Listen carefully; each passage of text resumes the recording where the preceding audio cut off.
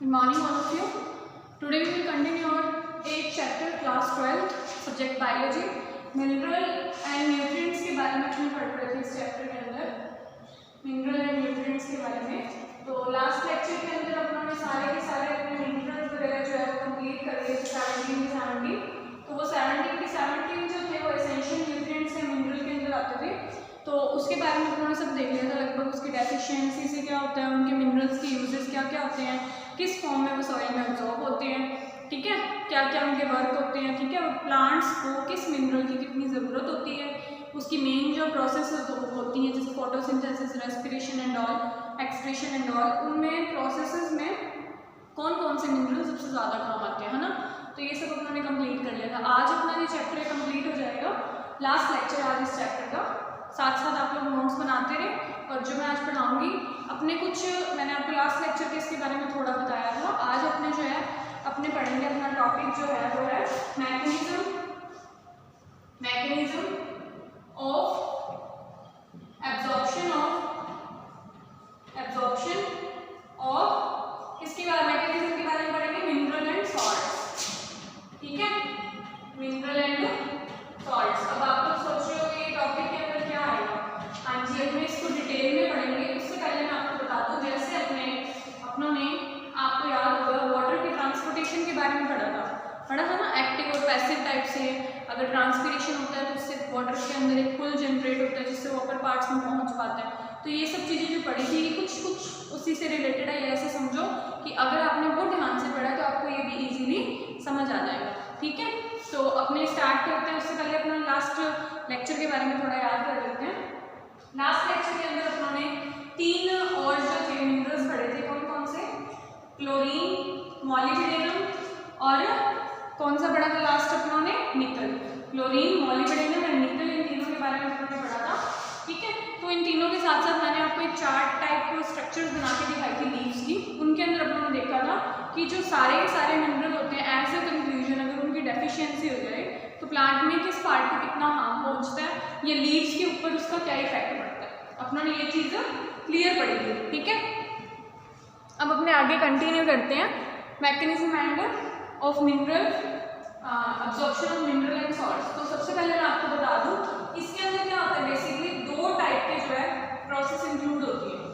एक तो होती है एक्टिव, एक होती है passive type of passive transportation and second one is active type of transportation. अब इनसे पहले अपने थोड़ा इस टॉपिक के बारे में समझ लेते हैं। बेसिकली क्या होता है, जो ट्रांसपोर्टेशन होता है मिनरल्स वगैरह का, कई बार क्या होता है वो सब्सटेंस जो होते हैं डिफ्यूजन प्रोसेस के थ्रू भी ट्रांसपोर्ट होते हैं। डिफ्यूजन प्रोसेस के बारे में समझते हो ना, एक पॉइंट से दूसरे पॉइंट्स तक तो उन मिनरल्स का ट्रांसपोर्टेशन होना through higher concentration to lower concentration, ये चीज़ अपनों ने पढ़ी थी, है ना। अब इसके अंदर क्या होता है ना कि कंसंट्रेशन के बेसिस पे, कंसंट्रेशन ग्रेडियंट यानी higher to lower concentration basis पे आपको पता है कि अपने कुछ एक सर्टेन लिमिट तक ही उसको ट्रांसपोर्ट कर पाते हैं।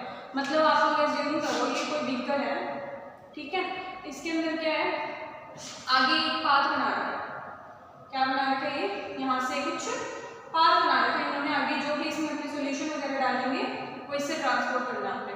मानो ये आपका सैम्बल नेबल मेम्ब्रेन है, ठीक है, सैम्बल नेबल मेम्ब्रेन है, इसके अंदर क्या है, वाटर के मॉलिक्यूल्स फिल्ड अप है या कोई भी सोल्यूशन है।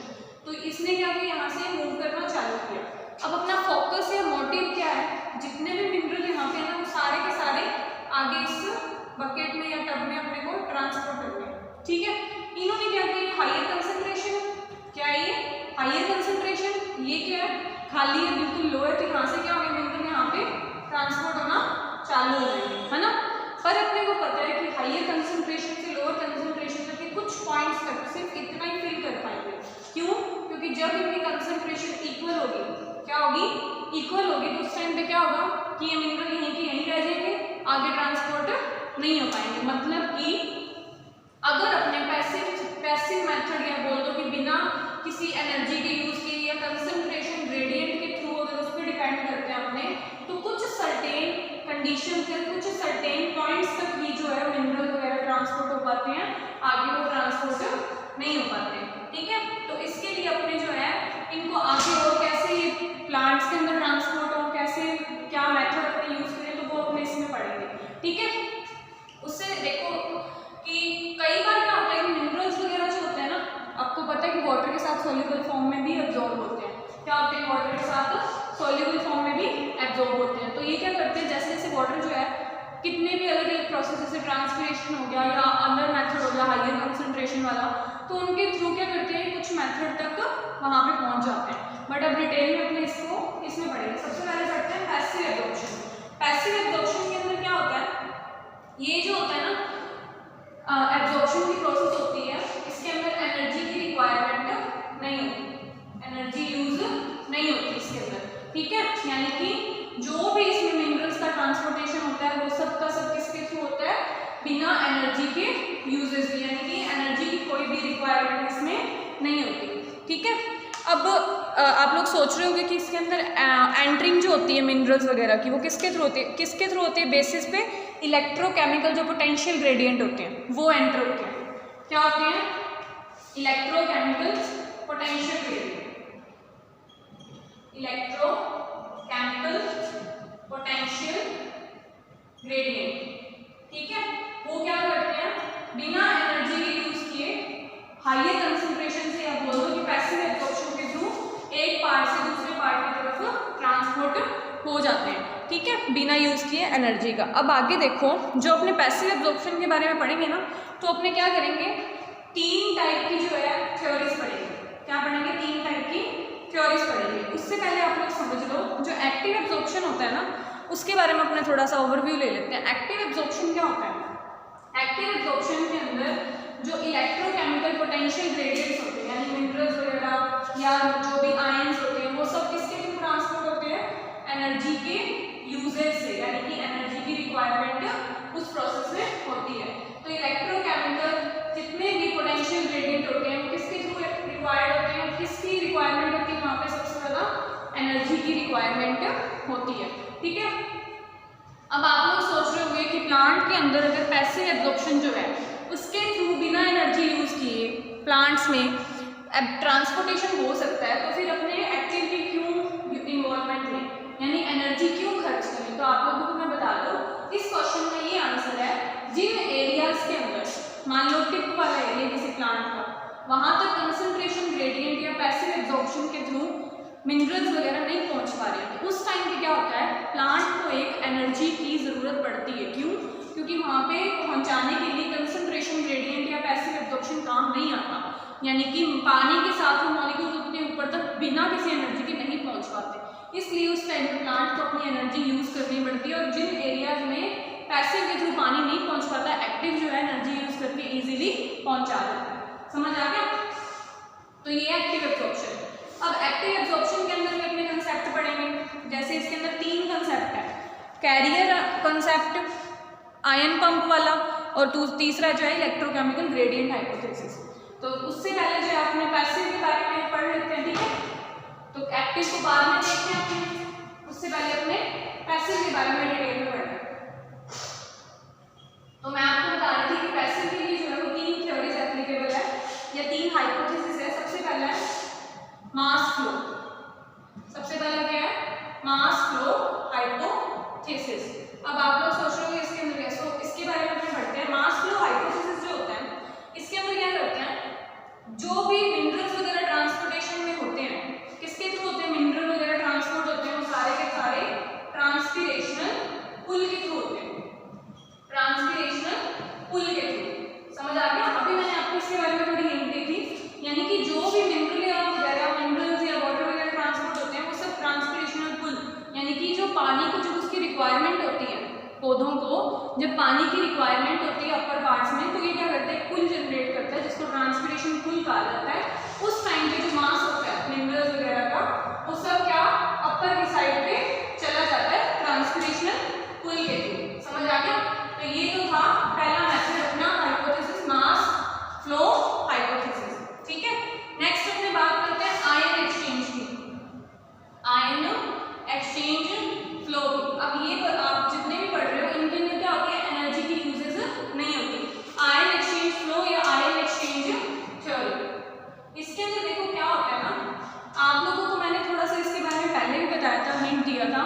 अपनों ने जब मैलेट थ्योरी पढ़ी थी, मैलेट अपने ने मिनरल के बारे में पढ़ा था ना, जब अपने प्लांट के अंदर जो मिनरल ट्रांसपोर्ट हो रहे थे, वाटर ट्रांसपोर्ट हो रहे थे स्ट्रोमेटा वाले चैप्टर में, उस टाइम पे मैंने आपको डे टाइम में और नाइट टाइम में प्रोसेस बताई थी 2, जिसके अंदर आपको याद होगा अपने ने उस प्रोसेस के अंदर देखा था कि जो पोटेशियम आयन है वो किसके साथ एक्सचेंज हो रहे थे, हाइड्रोजन आयन के साथ। मतलब कि उस टाइम पे क्या हो रहा था, हाइड्रोजन आयन बाहर निकल रहे थे डे टाइम में और पोटेशियम आयन क्या हो रहे थे, एंटर हो रहे थे। तो पोटेशियम आयन जब एंटर हुए थे उन्होंने क्या बना लिया था, पोटेशियम मैलेट बना लिया था ना, पोटेशियम मैलेट स्ट्रक्चर बनानी थी प्लांट के अंदर। अब आप लोग सोच रहे होंगे कि मैं ये चीज़ क्यों बता रही हूँ, बिकॉज आयन एक्सचेंज जो फ्लो है, आयन एक्सचेंज जो थ्योरी है, इसके अंदर क्या होता है, जब आयन्स जो होते हैं वो पैसिव एब्जॉर्प्शन के थ्रू अगर एब्जॉर्ब होते हैं तो वो क्या करते हैं कि पॉजिटिव वाला पॉजिटिव से चेंज होता है, नेगेटिव वाला नेगेटिव से चेंज होता है। मतलब कि कैटायन जो है, cation exchange with cation and anion exchange with anion. समझ आ गया? इसकी मैंने आपको एक चीज बताई थी। तो यहाँ पे आप लोग एब्जॉर्ब करेंगे पोटेशियम जो है वो कैटायन है, वो भी हाइड्रोजन कैटायन के साथ ही एक्सचेंज हो रहा है। यानी कि इस हाइपोथेसिस में मिनरल की अगर एब्जॉर्प्शन होती है तो प्लस वाला प्लस के साथ इंटरचेंज करेगा, माइनस वाला माइनस के साथ इंटरचेंज करेगा। समझ आ गया? तो ये कौन सा था अपना मेथड, आयन एक्सचेंज थ्योरी। ठीक है, नेक्स्ट अपने बात करते हैं। अब इसके अंदर एक पॉइंट और देखते हैं अपने कि कई कैटायन जो एब्जॉर्ब होते हैं सरफेस पे, ठीक है, किसके सरफेस पे एब्जॉर्ब होते हैं, यानी कि रूट्स वगैरह साइड पे सरफेस पे एब्जॉर्ब होते हैं और ट्रांसपिरेशनल पुल के थ्रू अपर साइड मूवमेंट कर लेते हैं। समझ आ गया? अब अपने नेक्स्ट अपनी लास्ट जो है डॉनेन इक्विलिब्रियम थ्योरी। कौन सी? डॉनेन इक्विलिब्रियम थ्योरी, जो थर्ड पॉइंट है अपना। इनका पूरा नाम था गिब्स डॉनेन। क्या नाम था? गिब्स डॉनेन। इनके बारे में देखते हैं अपने, इन्होंने क्या बताया था इस इक्विलिब्रियम थ्योरी में। इसके अंदर इन्होंने बताया था कि ये जो भी अपने मिनरल्स वगैरह के बारे में देख रहे हैं, जो भी उनके बारे में पढ़ रहे हैं, ये क्या होता है, कई बार कुछ आयंस ऐसे होते हैं, मतलब क्या होता है उसके अंदर कुछ आयंस ऐसे होते हैं जो सेमी परमिएबल, जो ये मेम्ब्रेन, मान लो ये मेम्ब्रेन है, इसके थ्रू कंसंट्रेशन जो होती है उसको डिस्ट्रीब्यूट करते हैं, सही तरीके से नहीं कर पाते हैं। मतलब मान लो इधर पोटेशियम आयन प्रेजेंट है, ठीक है, इधर कोई क्लोराइड आयन प्रेजेंट है, क्लोराइड आयन प्रेजेंट है, इधर कोई पोटेशियम आयन प्रेजेंट है। तो ये क्या करते हैं, इस हाइपोथेसिस के अकॉर्डिंग, इस थ्योरी के अकॉर्डिंग यहाँ पे आयंस का इक्वल डिस्ट्रीब्यूशन नहीं हो पाता, इक्विलिब्रियम नहीं हो पाता। ठीक है, यानी कि कुछ आयन ऐसे होते हैं जो अपनी प्लेस पे फिक्स्ड रहते हैं, वो एक्सचेंज नहीं हो पाते, एक दूसरे से एक्सचेंज नहीं होते। यानी कि अगर किसी एरिया के अंदर किसी आयन की कंसंट्रेशन ज़्यादा है तो वो कई बार क्या होता है वहीं पे फिक्स हो जाते हैं, वहाँ से मूव नहीं करते। तो ये थ्योरी के अंदर इन्होंने बताया था कि it is based on the effect of indiffusible और fixed ion, based on fixed ion और इनडिफ्यूजिबल आयन, जो डिफ्यूजन के थ्रू इधर उधर मूव नहीं करते, यानी कि अपनी स्टेट पे फिक्स रहते हैं। अब और इन्होंने क्या बताया, इंपॉर्टेंट बिकॉज ऑफ द, इनके अंदर कंसंट्रेशन ग्रेडियंट के अगेंस्ट चलता है। किसके अगेंस्ट चलता है? कंसंट्रेशन ग्रेडियंट के अगेंस्ट चलता है, यानी कि इसको फॉलो नहीं करता। आप लोग सोच रहे होंगे कि हर बार हमने यही पढ़ा है कि पोटेशियम आयन अगर इधर कम है तो इधर मूव करके इक्वल कर लेंगे कंसंट्रेशन, क्लोरीन इधर ज्यादा तो मूव करके इधर आ जाएंगे, बट इस थ्योरी के अकॉर्डिंग क्या होता है, ऐसा नहीं हो पाता। ठीक है, तो ये क्या करते हैं, कंसंट्रेशन ग्रेडियंट के अंदर हायर कंसंट्रेशन और लोअर कंसंट्रेशन के अंदर कोई मैटर नहीं करता, वो आयंस क्या करते हैं वहीं पे फिक्स रहते हैं, अपनी स्टेट चेंज नहीं करते और इक्विलिब्रियम को फॉलो भी नहीं करते। ठीक है, तो ये अपनी क्या थी, 3 हाइपोथेसिस थी। इसके बारे में अपने जो पढ़ रहे हैं पैसिव एनर्जी ट्रांसपोर्टेशन। तो पहला था मास फ्लो, दूसरा अपना आयन एक्सचेंज थ्योरी, तीसरी अपनी डॉनेन इक्विलिब्रियम थ्योरी। इनका पूरा नाम था गिब्स डॉनेन। समझ आ गया? अब अपने बात करते हैं एक्टिव ट्रांसपोर्टेशन की। एक्टिव के अंदर क्या होता है? एक्टिव ट्रांसपोर्टेशन के अंदर मैंने आपको 3 थ्योरीज बताई हैं, जो अपने 3 थ्योरीज के बारे में पढ़ेंगे। तो अपने एक एक करके उनके बारे में देख लेते हैं। सबसे पहले अपने जो है इसके बारे में पढ़ना स्टार्ट करते हैं। सो एक्टिव एब्जॉर्प्शन जो है उसके बारे में हम स्टार्ट करते हैं। तो सबसे पहले जो थ्योरी है इसके अंदर ये कॉन्सेप्ट है, वो कौन सा है, कैरियर कॉन्सेप्ट। कैरियर कॉन्सेप्ट, इसके अंदर क्या होता है अपने इसके बारे में डिटेल में देखते हैं। कैरियर कॉन्सेप्ट के अंदर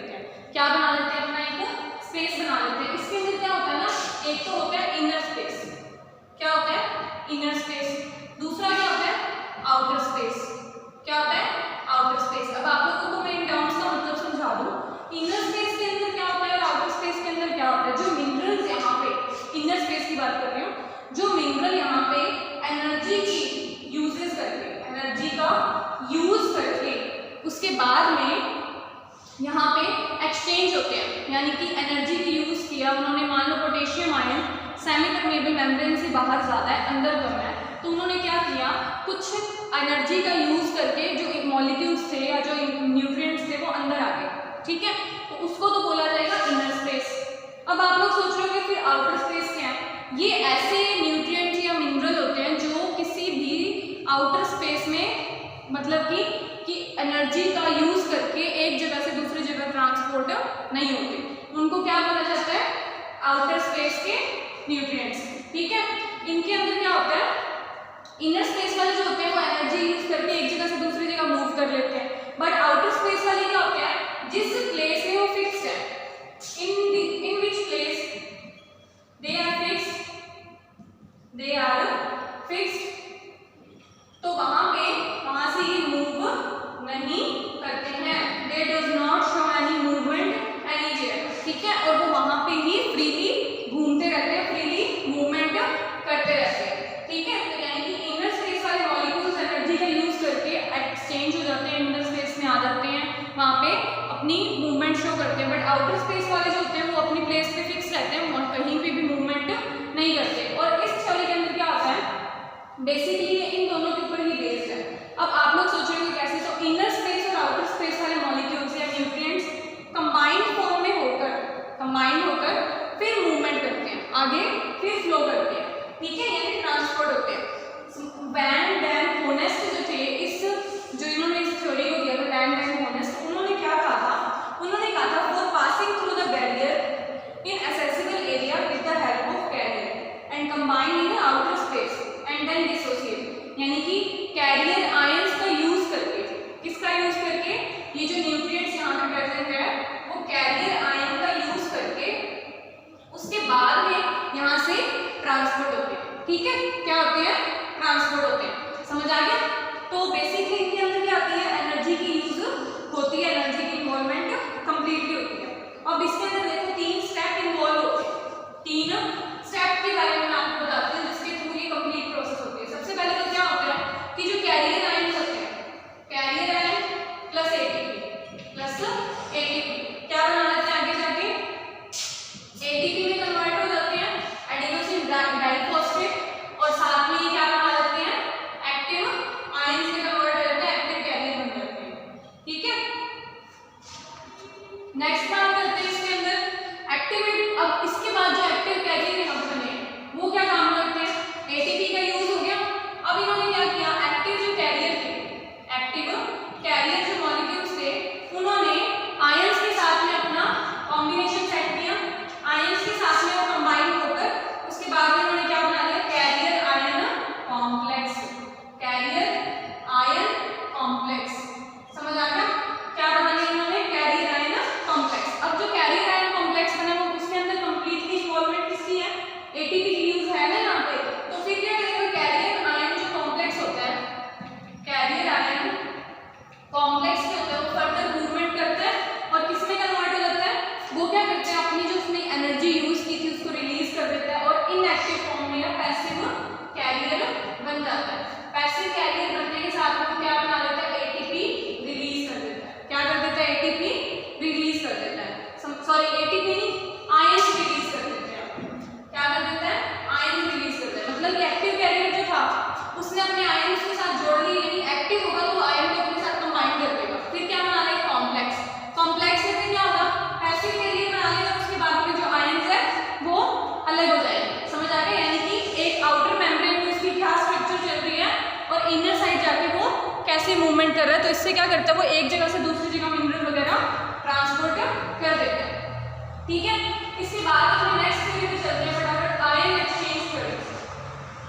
आयन सेकंड पेज के अंदर है, आयन पंप थ्योरी या साइटोक्रोम थ्योरी, आयन पंप और साइटोक्रोम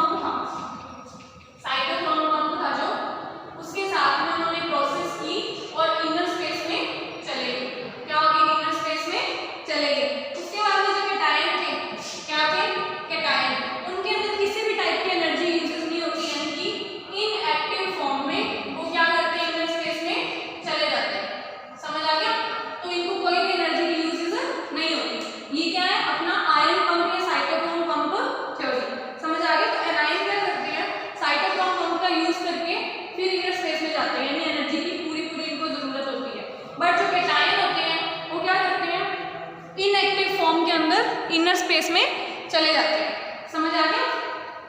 इसके बाद में थर्ड हाइपोथेसिस पे आते हैं। इसके अंदर इलेक्ट्रोकेमिकल हाइपोथेसिस। इलेक्ट्रोकेमिकल के अंदर क्या होता है? इलेक्ट्रोकेमिकल जो ग्रेडियंट पोटेंशियल होता है इसके अंदर पीटर माइकल ने दिया था। इलेक्ट्रोकेमिकल ग्रेडियंट हाइपोथेसिस, इसके अंदर क्या था? ये किन्होंने दिया था? पीटर माइकल ने ये दिया था। इन्होंने इसके अंदर क्या बताया था? इन्होंने बताया था कि जो हाइपोथेसिस है वो एनायन जो इसमें एक्सचेंज होते हैं वो इलेक्ट्रोकेमिकल पोटेंशियल जो होता है एक्सटर्नल और इंटरनल स्पेस के बीच में होता है। यानी कि जो ट्रांसफर होता है एनायंस का वो किसके बीच में होता है? इलेक्ट्रोकेमिकल पोटेंशियल और एक्सटर्नल और इंटरनल स्पेसेस के बीच में, यानी बैरियर मेम्ब्रेन के थ्रू। यानी कि जो एनायंस या कैटायन जो भी इसके अंदर यूज होते हैं, इन्वॉल्व होते हैं, वो किसके थ्रू ट्रांसफर होते हैं? बैरियर जो मेम्ब्रेन होती है इसके थ्रू एक इनर स्पेस आउटर स्पेस से इनर स्पेस की तरफ मूव करते हैं थ्रू बैरियर मेम्ब्रेन के थ्रू। ठीक है? और इसके अंदर क्या होता है? एटीपेज एंजाइम होता है। क्या होता है? एटीपेज एंजाइम होता है जो इसमें यूज होता है, जिसके थ्रू ये एक स्पेस से दूसरे स्पेस की तरफ मूवमेंट करते हैं। तो ये इसकी क्या है? तीनों के तीनों हाइपोथेसिस। समझ आ गया? सबसे पहला था पैसिव, अपनों ने पढ़ लिया। एक्टिव एब्जॉर्प्शन पढ़ लिया। ठीक है? एक्टिव एब्जॉर्प्शन के अंदर अपनों ने देख लिया कि कैरियर कॉन्सेप्ट था, आयन पंप था, तीसरा इलेक्ट्रोकेमिकल था। अब अपना जो है इसमें लास्ट टॉपिक रह गया हाइड्रोपोनिक्स। अपने उसके बारे में पढ़ लेते हैं, उसके बाद जो है अपना चैप्टर कंप्लीट हो जाएगा। हाइड्रोपोनिक्स के बारे में आपको थोड़ा सा पहले बता दूं। हाइड्रोपोनिक्स का मतलब क्या होता है? हाइड्रोपोनिक्स क्या है? एक ग्रीक वर्ड है। क्या है?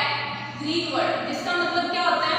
पानी के साथ movement, work with water, work with water. समझ आ गया? पानी के साथ मूवमेंट या वर्क विद वाटर, यानी कि जो भी इनिशियल सॉल्यूशन जो होते हैं, इनिशियल जो सॉल्यूशन होते हैं वो मिनरल वगैरह, जो भी मिनरल यूज होते हैं वो वाटर के साथ मिलकर ट्रांसपोर्ट करते हैं, ट्रांसपोर्टेशन की प्रोसेस शो करते हैं। ठीक है? बट आजकल के टाइम में क्या होता है? यहाँ पे मिनरल जो है वाटर की बजाय एक अलग मीडियम उनको प्रोवाइड किया जाता है। वो कौन सा होता है? वर्मीकल्चर वाला, वर्मीकल्चर मीडियम। ठीक है? इसके अंदर क्या होता है? वर्मीकल्चर वाले मीडियम के अंदर वर्मीक्यूलाइट मीडियम। इसके अंदर क्या होता है कि मिनरल्स वगैरह जो होते हैं वो बिल्कुल न्यूट्रल फॉर्म में आ जाते हैं। क्या आ जाते हैं? जो प्लांट होता है उसकी सॉइल जो होती है वो न्यूट्रल फॉर्म में आ जाती है। उसके अंदर टेम्परेचर भी ऑप्टिमम होता है, सारी की सारी कंडीशंस जो होती है वो फेवरेबल होती है, प्लांट को अच्छी ग्रोथ में हेल्प करती है। ठीक है? अब इस हाइड्रोपोनिक्स के अंदर क्या होता है? वर्मीक्यूलाइट जो है वो मिनरल सब्सटेंस है। क्या है? मिनरल सब्सटेंस है जो कि नेचुरल स्टेट के अंदर मिलता है। ठीक है? इसको क्या किया जाता है? 2000 डिग्री फ़ारेनहाइट पे क्या किया जाता है इसको? ये एक मिनरल सब्सटेंस है जिसको 2000 डिग्री फ़ारेनहाइट पे फर्नेस में गर्म किया जाता है, हीट किया जाता है। उसके बाद में इसका जो है प्लांट्स में यूज़ किया जाता है, अच्छी ग्रोथ में हेल्प करता है। ठीक है? अब कैरेक्टर्स देख लो वर्मीक्यूलाइट के। जो वर्मीक्यूलाइट होता है लाइट होता है वेट में। ठीक है? प्लांट की ग्रोथ में हेल्प करता है अच्छे तरीके से। ठीक है? स्टेराइल मटेरियल होता है जो इंसेक्ट्स और वीड्स को ग्रो नहीं होने देता। क्या होता है? इंसेक्ट्स और वीड को ग्रो नहीं होने देता। वाटर एब्जॉर्प्शन कैपेसिटी उसमें ज़्यादा होती है। ठीक है? लूज टेक्सचर, यानी कि बहुत ही सॉफ्ट होता है। मिट्टी के अंदर जो है स्पेस होते हैं जिससे कि हवा और पानी अच्छी तरीके से ग्रो कर सके। ठीक है? तो कुछ चीज़ें जो होती हैं, ये टेक्निक जो होती है इसको हमने क्या बोला जाता है? वर्मीक्यूलाइट का यूज़ करके इसको बोला जाता है वर्मीक्यूपोनिक्स। ठीक है? समझ आ गया? तो इस चैप्टर के अंदर जो था अपनों ने कंप्लीट कर लिया। लास्ट अपना टॉपिक जो था वर्मीक्यूपोनिक्स, उसके बारे में हाइड्रोपोनिक्स जो था उसके अंदर अपनों ने देख लिया कि ग्रीक वर्ड है जो जिसकी मतलब होता है वाटर के साथ वर्किंग। मिनरल और वाटर जो ट्रांसपोर्टेशन प्रोसेस के थ्रू आगे जो है ट्रांसपोर्ट होते हैं। बट आजकल के टाइम में वर्मीक्यूलाइट जो होता है मिनरल होता है उसका यूज़ किया जाता है, जिसको 2000 फ़ारेनहाइट में फर्नेस में गर्म किया जाता है। उसके बाद जो है इसका यूज़ किया जाता है प्लांट की अच्छी ग्रोथ के लिए। इस प्रोसेस को वर्मीक्यूपोनिक्स बोलते हैं।